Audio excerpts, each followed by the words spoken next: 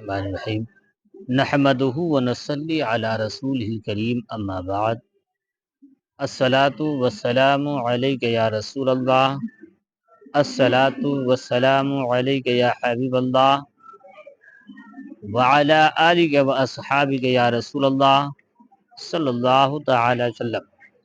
فضیلت قناعت کا آج آخری اور تیسرا قسط چل رہا ہے، اور قناعت کے فضائل میں بہت ساری احادیث مبارکہ بھی آپ نے سنی، بزرگوں کے اقوال بھی سنے، اور ایک حریص آدمی کا قصہ سنیے جو سبق آموز ہے۔ حریص کہتے ہیں لالچی کو۔ حضرت شعبی رحمۃ اللہ تعالی علیہ کہتے ہیں کہ ایک آدمی نے چندول کو شکار کیا، چڑیا کا نام ہے۔ چڑیا نے کہا تم میرا کیا کرو گے؟ اس آدمی نے کہا ذبح کر کے کھاؤں گا۔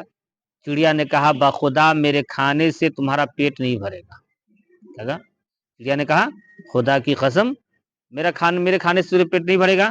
میں تمہیں 3 ایسی باتیں بتاؤں گی جو میرے کھانے سے کہیں تیری بہتری میں کھانے سے کہیں بہتر ہیں۔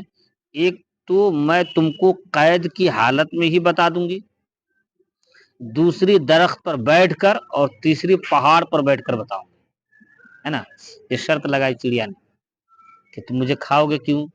چلو میں تجھے 3 باتیں بتاتی ہوں اور تمہارے بڑی فائدہ کرے گی۔ اور وہ بات کہاں کا؟ ایک تمہارے ہاتھ میں رہوں گی تو بتا دوں گی، دوسری بات کہاں بتاؤں گی؟ درخت پہ بیٹھ کر، اور تیسری بات پہاڑ پہ بیٹھ کر۔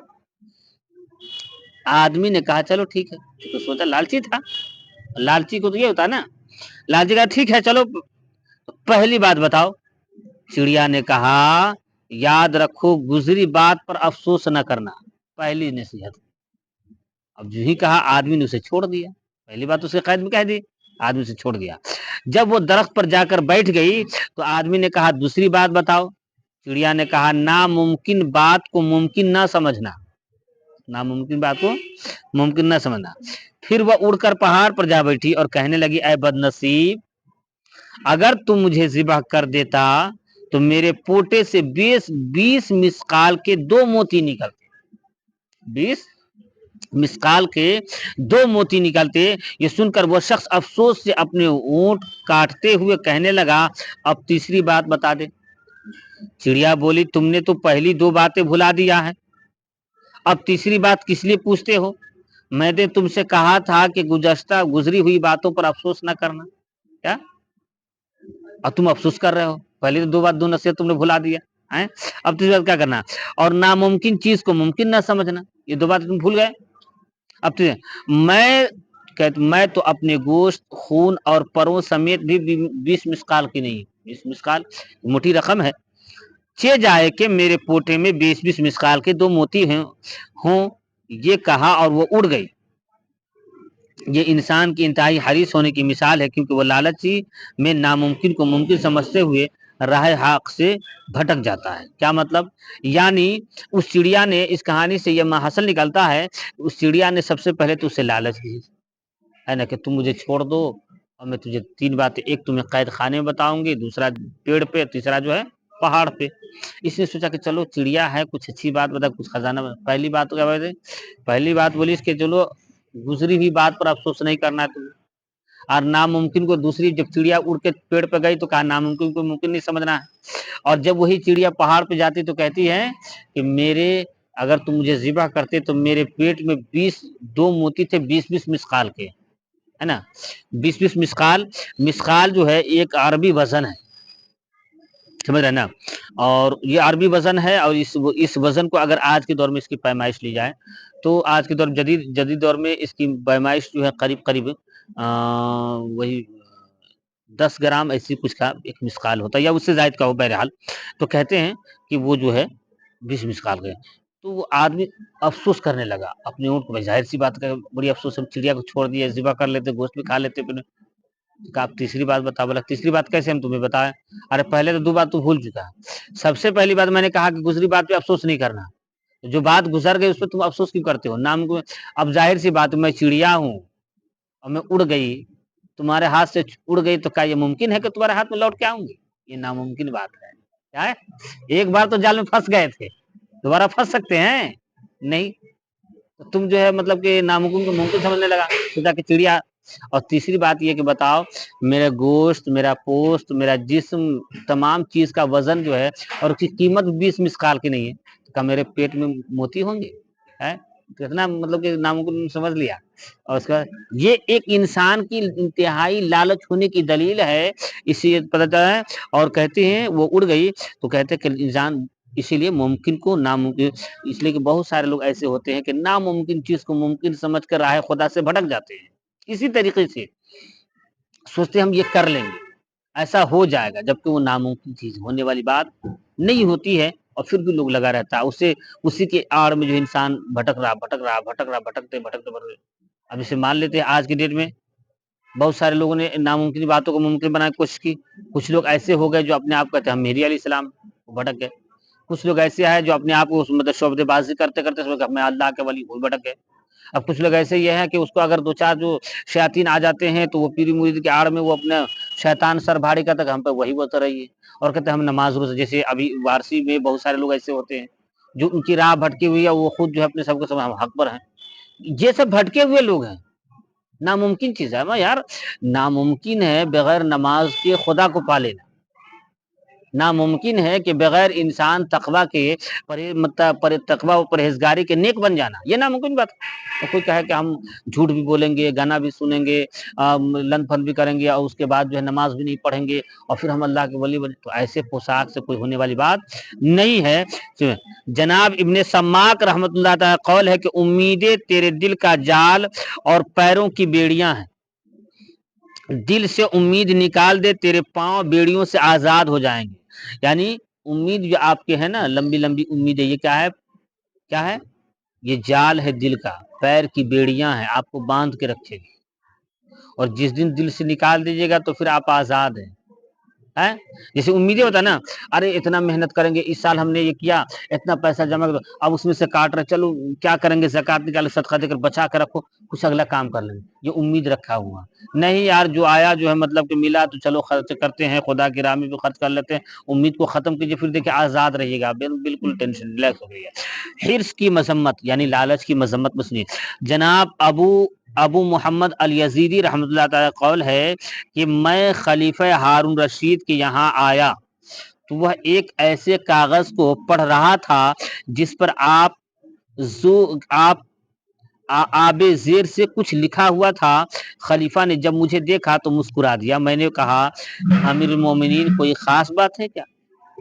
कहा मैंने बनु उमैया के खजाने में से 2 शेर पाए जो मुझे बहुत अच्छे लगे हैं, मैंने उनमें से एक शेर का इजाफा कर दिया है।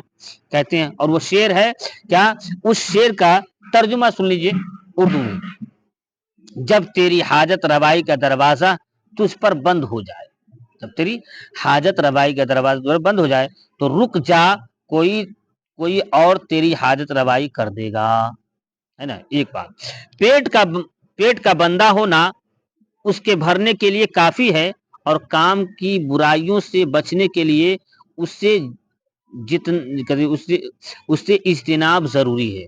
और अपने मकसद को हासिल करने के लिए रकीक हरकतें मत कर और इर्तिकाब मासी से परहेज कर जिसकी वजह से तू सजा से महफूज हो जाए।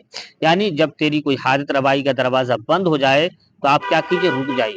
यानी आपकी कोई मदद करने वाला नहीं, कोई हाजत, तो आप रुकिए, अल्लाह ताला कोई ना कोई जरूर रास्ता फिर निकालेगा। है ना।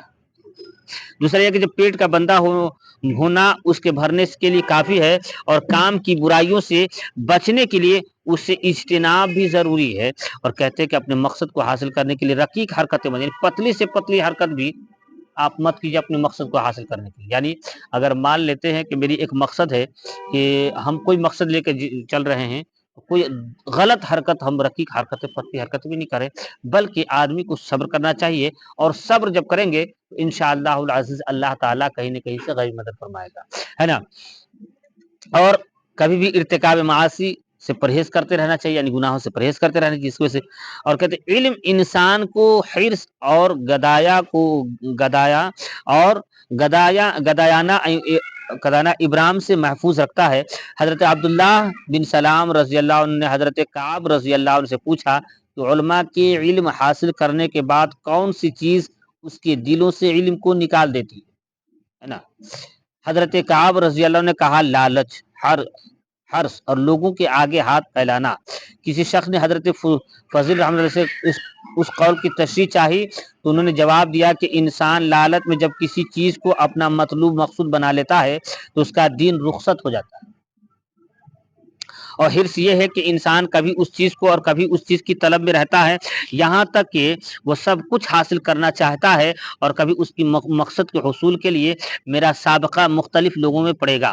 جب وہ تیری ضرورتیں پوری کر دیں تو تیری ناک میں نکیلے ڈال کر جہاں چاہیں لے جائیں گے، وہ تجھ سے اپنی عزت پائیں گے اور تو رسوا ہو جائے گا، اور اسی محبت دنیا کے باعث جب بھی تو ان کے سامنے سے گزرے گا تو انہیں سلام کرے گا، اور جب وہ بیمار ہوں گے تو عیادت کو جائیں گا، اور یہ تیری تمام افعال خدا کی رضا کے لیے نہیں ہوں گے۔ تیرے لیے سب سے اچھا ہوتا اگر تو ان لوگوں کا محتاج نہ ہوتا۔ کیا مطلب؟ یعنی حضرت عبداللہ بن سلام حضرت کعب فرماتے ہیں کہ بتائیے کہ علماء کو، جو عالم حضرات ہوتے ہیں، علماء کو علم حاصل کرنے کے بعد کون سی چیز ہے جو اس کے دل سے علم کو نکال دیتی ہے؟ بہت سارے لوگوں کو دیکھے عالم تو ہے لیکن علم نہیں، جیسے ہم ہی لوگ ہیں، ہم لوگ عالم تو ہے لیکن ہم لوگ عمل نہیں ہے، علم نہیں۔ کیوں نہیں ہے علم؟ کیوں نکل؟ وجہ یہ ہے کہ جتنی عملیں ہیں اس پہ ہمارا عمل نہیں ہے۔ ظاہر سی بات ہے۔ اب ایک عالم ہو کر کے آدمی کھڑے کھڑے پانی پیے، ایک عالم ہو کر کے آدمی گانا سنے، ایک عالم ہو کر کے آدمی اگر شراب پیے، ایک عالم ہو کر کے آدمی نماز چھوڑ دے، تو پھر علم تو نکل گئی نا۔ علم کیا کام کیا؟ علم نہیں رہی۔ اسی لیے کہتے ہیں کہ اس کی تشریح کسی نے چاہی تھی، ایک بزرگ کہتے ہیں کہ سنو، لالچ میں جب کسی چیز کو اپنا مطلوب مقصود بنا لیتا ہے تو اسے دین رخصت ہو جاتا ہے۔ کوئی بھی انسان لالچ میں، یعنی لالچ کی بنیاد پر کہ ہمیں لالچ ہے تو ہم امامت کریں گے، لالچ ہے تو ہم مدرسے چلائیں گے، لالچ ہے تو ہم بچوں کو ٹیوشن پڑھائیں گے، مطلب بچوں اس لیے کہ ہم پیسہ حصول، اگر اس حصول کے لیے آپ نے یہ سب کام کیا تو دین آپ کے دل سے رخصت ہو گیا، دین آپ کے دل سے رخصت ہو گیا، اور آپ پھر کچھ نہیں، کیونکہ آپ کا یہاں تک ہوگا کیا کہ آپ کبھی اس کے سامنے جائیں گے اور کوئی ایسے لوگ مل جائیں گے جو آپ کی حاجت کو پوری کر دیں گے، تو پھر کیا ہوگا؟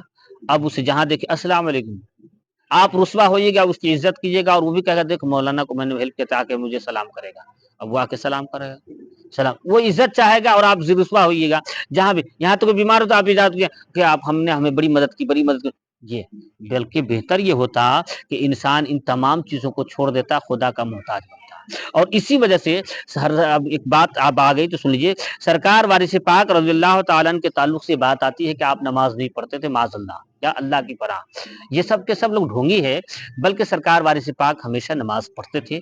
ہاں یہ الگ بات ہے کہ نماز پڑھتے ہوئے کبھی دکھتے نہیں تھے۔ ایک بار کہ چوچھا شریف کے ایک بزرگ ہیں، میں ان کا بھی نام ذہن سے نکل رہا ہے، وہ تشریف لے جاتے ہیں دیوا شریف، تو وہ جب آتے ہیں تو سرکار وارث پاک کو پتہ چل جاتا ہے، آپ نے فوراً خادم خاص کو بولا کہ بابو جلدی پانی لاؤ، پانی لاؤ، وضو بنائے، وضو، اور وضو بنائی، اور دونوں بزرگوں نے ایک دوسرے کو دیکھا اور بس نظر سے نظر ملی، اور وہ کہ چوچھا شریف کے جو آل رسول تھے وہ چلے گئے سیدھا مسجد میں، مصلی امامت پہ کھڑے ہو گئے، وارث پاک بھی پیچھے سے وضو بنا کے گئے، ان کے پیچھے نماز پڑھی اور نماز پڑھنی شروع کر دی۔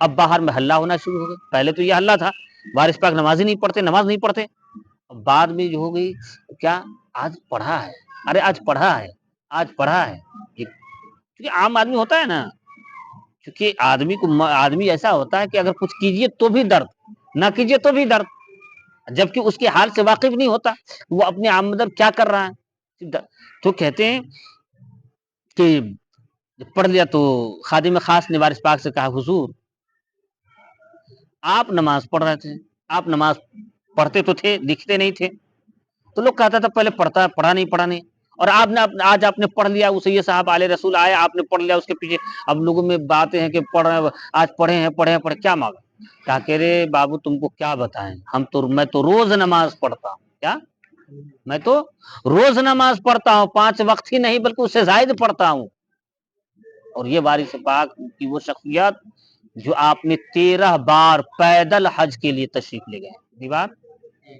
13 جس میں سے شاید قریب 4 یا 5 پر ہندوستان سے اور بقیہ دیگر ممالک سے پیدل.